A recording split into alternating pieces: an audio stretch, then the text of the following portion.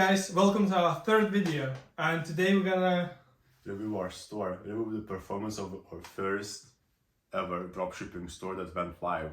I can already feel the smell of the Lambo. The results are amazing. We're gonna talk about the results later. They're amazing, but yeah. So a couple of topics we want to cover is just general review of how ads performed, what we learned from them. The shop setup, what we learned about setting up a brand and a store in general. is it worth investing your creative time to create a brand, or is it even worth for dropshipping to be creative? And we're gonna discuss what are the next steps, how we're gonna apply the knowledge to basically take the other steps. So let's dive deep into that. Yeah, sure. So first topic is that so what you just said, is it worth focusing on one niche and one product and really branding it? In dropshipping. Yeah, exactly, dropshipping, because we want to separate it from general e-commerce and brand. Well, what we learned during this week is that from the data we see that when we're running ads, people don't really leave product page. If you add a link to the product page, they don't really browse the website. So whether your website is really branded, has a nice logo, has email setup, email collection set up for email marketing, fancy description, fancy homepage, it doesn't really matter that much because people don't really browse your website. So that's one aspect. The other aspect is... I guess the main thing that the product page itself needs to look nice, or basically media needs to be professional. But we were tracking, and the users didn't leave, and we even have as Rutanis mentioned, newsletters, and no one left the newsletters, so it seems they never actually reached that point. Talking about the actual numbers, we reached 10,000 impressions, which resulted in 200 or 300 clicks on ad. And which cost around $100 on TikTok ads. For one day. So we ran 4 ads in parallel. Ad groups, So that actually brings us to another point about investing time. We made some videos waking up at 6 a.m. Really fancy scenographic, with lighting coming up with solar panels. We tried to be really creative, thought about the plot, about sending the message about the solar panel. We even did a skit about funny video, when you pick up a girl because you have a solar panel. Yo, we're gonna try to hit on this girl. Hey! What are you doing?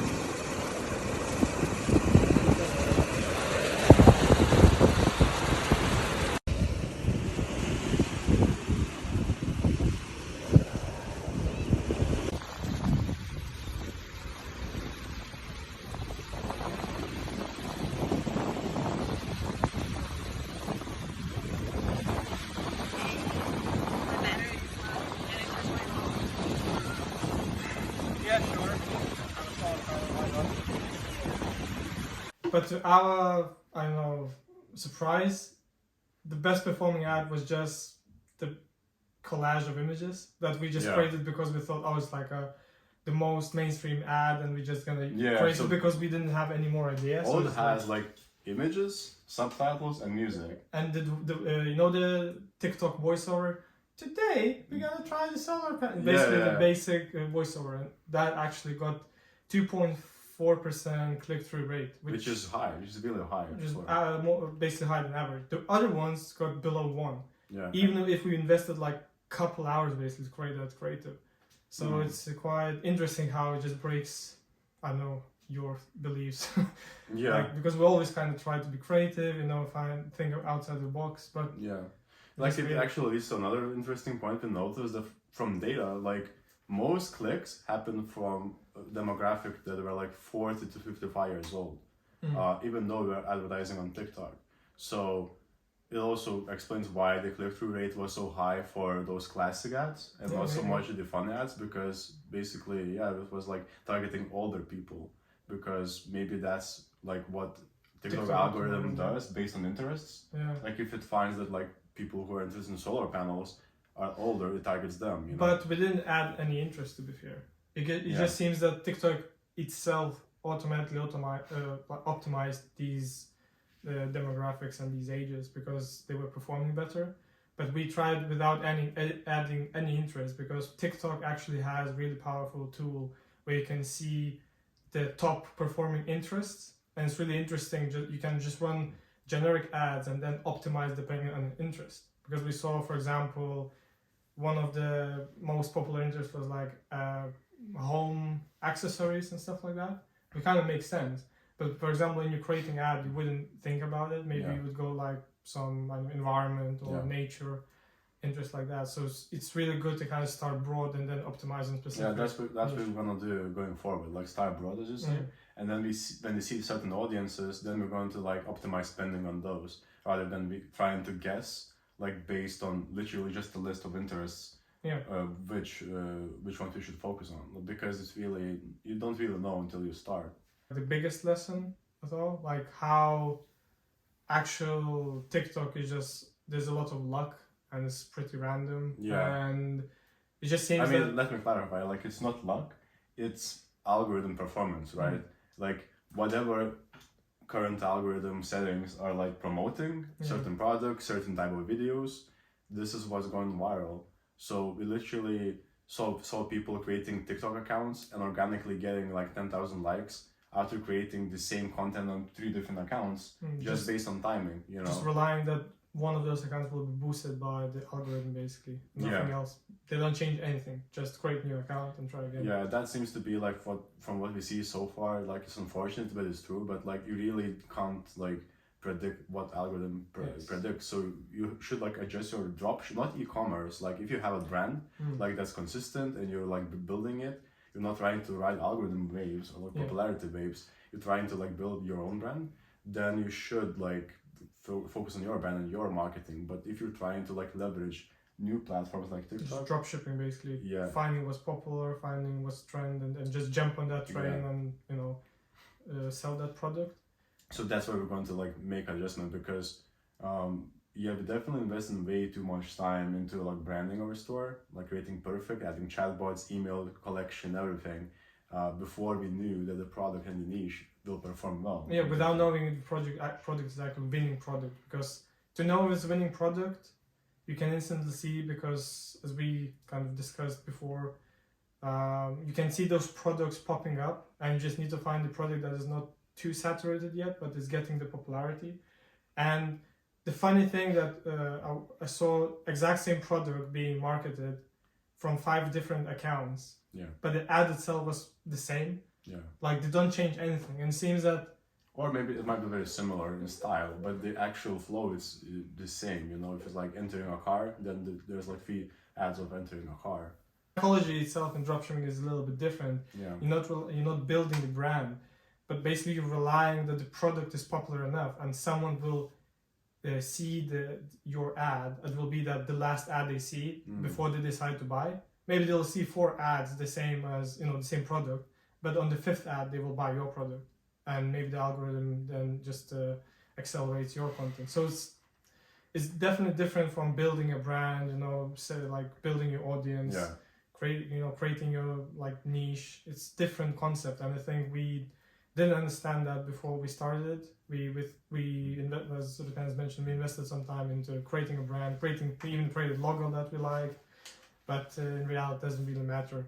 It doesn't matter until you get sales, like consistent sales.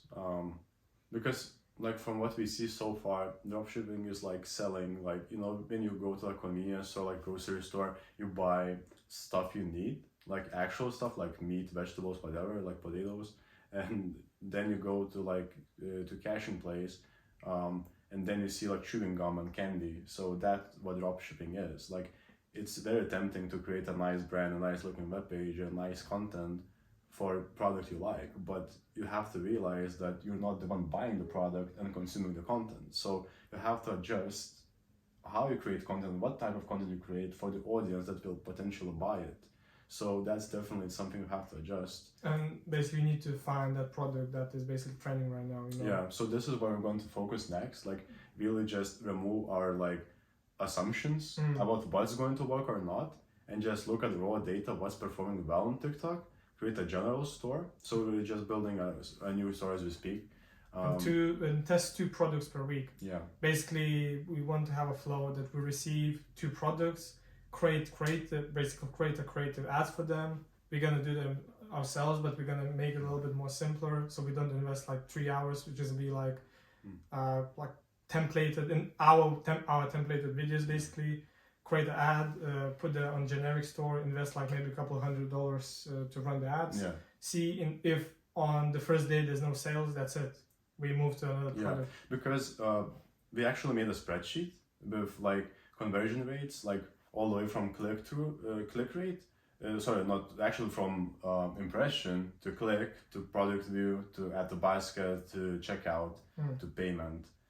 All the flow is in the spreadsheet, so we can see clearly at which step we're failing or like lagging, and whether it's even possible to make it profitable. For instance, with Solar Store, we saw that to even reach break-even level, we need to sell our solar panel at like $112, I think, and that's break even. To make it profitable is like $120 or $130, which doesn't make any sense. Yeah, like because you already can see that this product wouldn't work basically. Yeah, we see that it's not being bought at like $49.99, and that's quite expensive already. So we can see quite early if it's not working.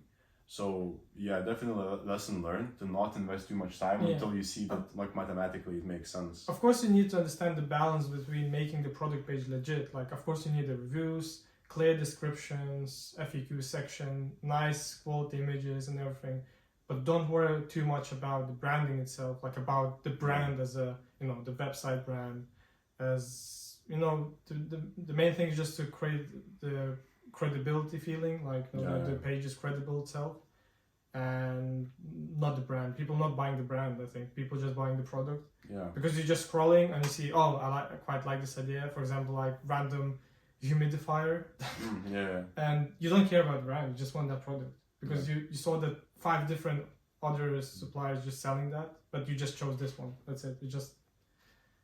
Yeah, I mean, to be honest, like emotionally and like, I know psychologically almost, it's hard to like look at trending products and repeat the same process or like the same ads, the same ad style, the same approach as other people until you see results. But like when you think about it, when you go to like a mall or something, you can find like 5 different shoe stores selling the same exact shoes, the same brands, the same exact brand shoes, because they know that statistically people are looking for shoes in this area, so they will buy for you. And like there's an inclination, especially for us as software developers working on apps and like various projects, that you always want to be unique, have an edge from the day one. Optimize, make it like what we did again. We optimized everything without knowing that this is winning product. Like we had email marketing, discounts, the brand, the logos, everything set up into the future as we were expecting this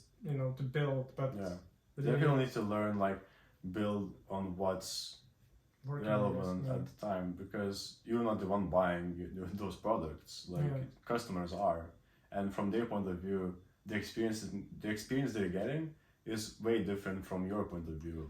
Like when you create this store, you look at your laptop and desktop, it looks nice for you look all these creatives, like it makes sense to you. But you have to realize that you're advertising on TikTok and people are just randomly scrolling, and they might not even get not even watch your ad to the end. We were discussing that. We know we can be creative, we can think outside of the box. But if the algorithm doesn't put your ad to those people, it doesn't really matter then, because no one would ever see. It's just like your creativity won't be even unleashed or like even like utilized at all. Like you will be like optimizing for stuff that will never happen. And it's hard to accept, because like at the end of the day, the algorithm and what's trending will get you more sales. Again, we want to stress, we only applied this for dropshipping so far. That's what I want to say as well. Because if you're building a brand, it's all about long-term vision, building your community, running those ads. Maybe the person saw your ad once, but they will buy on the 6th ad they see.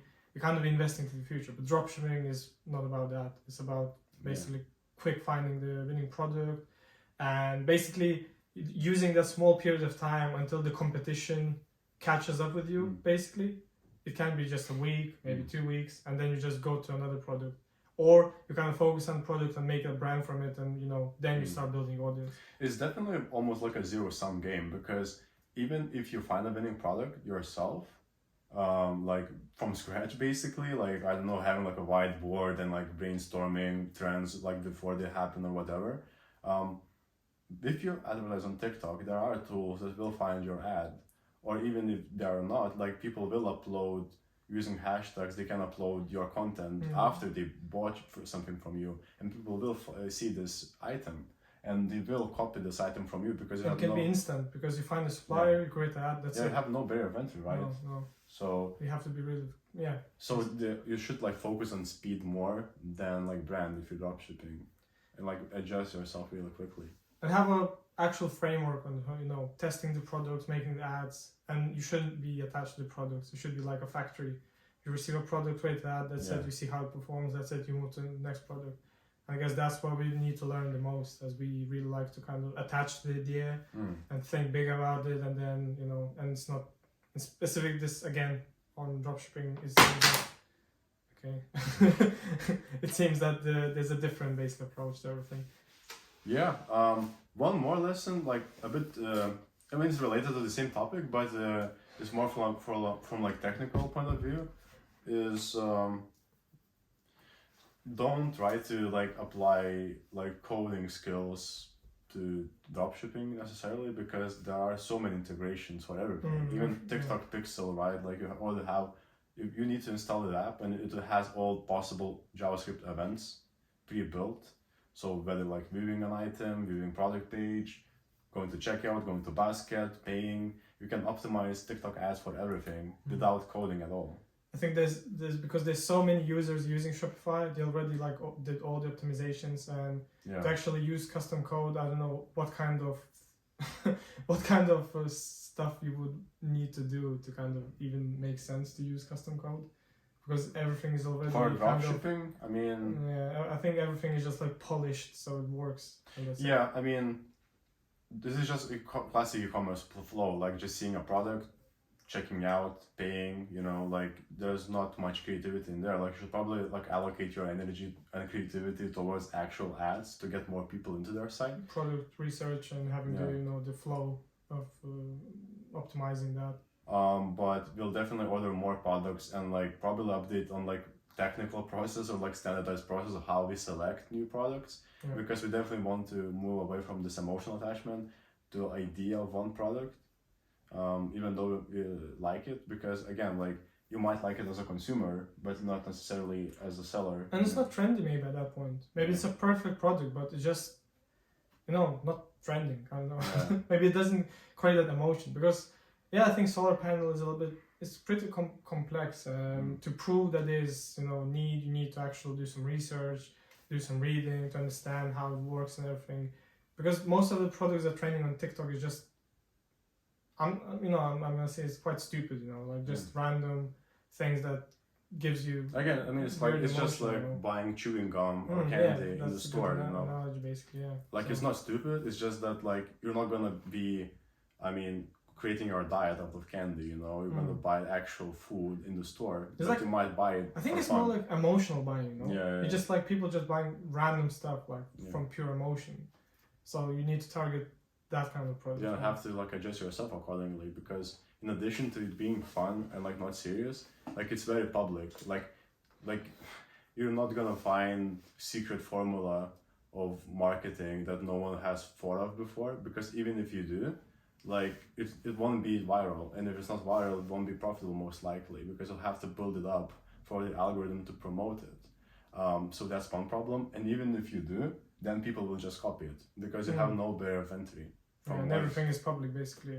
People will share it and they will copy. So you have to, again, either create a brand or just move to another product. So for us, I think will be interesting to see if we can like keep up with this like running and changing products, or it's actually not even possible, because other people have already noticed it before and started selling. So there's like not much margin left, and it's already saturated by that point, so you can never make money. Or is it actually possible? Because ultimately it would definitely be more interesting to build a brand, but I feel like we're learning a lot about marketing and like ads and everything just by doing this. Because what we learned, like I think TikTok ads work, we got really good click-through rate. Like we got traffic to our site, so we did create some ads that draw attention, and it seems that the problem was the price of the product, basically the product itself. But yeah, there was good experience from TikTok ads, as they can go really in depth, like all the interests and stuff, compared to Facebook ads. They don't offer that kind of depth, and I think TikTok ads are not that saturated, so I think there's still some opportunity there. So yeah, the experience of using them is actually quite easy, and I feel like the TikTok algorithm is quite smart. smart and designed for businesses to like actually get results. There's no like secret switches or like secret combinations that you can use and like get radically better results. By definition, like if you pay money, like it's designed for you to be getting results. We did get clicks to our site like at good rates, but we just didn't convert them because of the product. So definitely no complaints about that. They're definitely good. And the price is reasonable. Like we didn't invest too much money, and it's good. It's good to know that we can invest like $100 to $200 just to test and see if the product will be actual generate sales or not. Just move to the product. So yeah. So I think that's it for now. We're gonna like keep you updated. Thank you. See you next time.